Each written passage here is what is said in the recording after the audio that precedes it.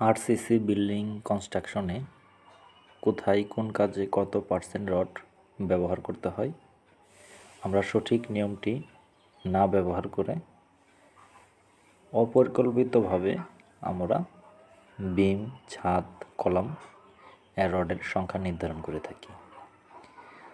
আমরা যে বিষয়গুলি সবচেয়ে বেশি ভুল করি, এই ভুলগুলির কারণে বিল্ডিং নির্মাণে অনেকটা ঝুঁকিপূর্ণ থেকে যায়।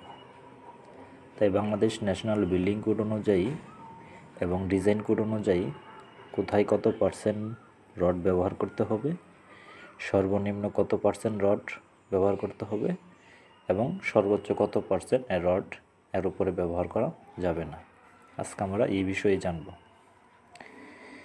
আমরা এখানে যে বিমটি দেখতে পাচ্ছি, এখানে কিছু বিমে 20 mm রড দেওয়া হয়েছে এবং কিছু বিমে 16 mm রডও ব্যবহার করা হয়েছে।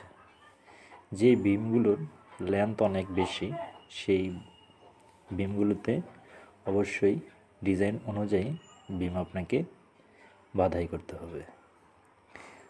এখানে আমরা যে ছাদটি রয়েছে, এই ছাদে সর্বনিম্ন কত পার্সেন্ট রড আপনি বাধাই করবেন এবং এর নিচে দেওয়া যাবে না। যদি আপনি ডিজাইন কোড এবং পার্সেন্টেজের অনুপাতের তুলনায় রড বেশি দিয়ে ফেলেন, সেই ক্ষেত্রেও আপনার ভবন ঝুঁকিপূর্ণ হবে এবং নির্দিষ্ট পরিমাণের তুলনায় আপনি যদি রড কমও ব্যবহার করেন, তাহলেও আপনার ভবন ঝুঁকিপূর্ণ থেকে যাবে।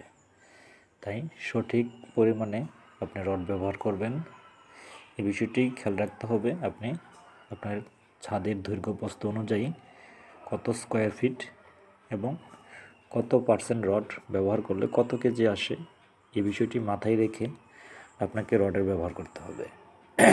যদি আপনার বাড়িটি প্ল্যানিং না হয়, আপনি যদি নিজে কারোর সহযোগিতায় অন্য একটা প্ল্যান অনুসরণ করে আপনি যদি এই কাজগুলি করেন, ছাদে যে রড ব্যবহার করতে হবে 0.7% থেকে 1% এটা ছাদে ব্যবহার করবেন, এরকম করা যাবে না।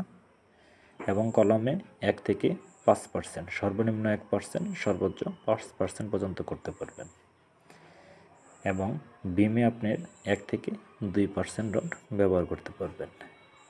বিমের সর্বনিম্ন 1%, উপরে 2% এর উপরে ব্যবহার করবেন না।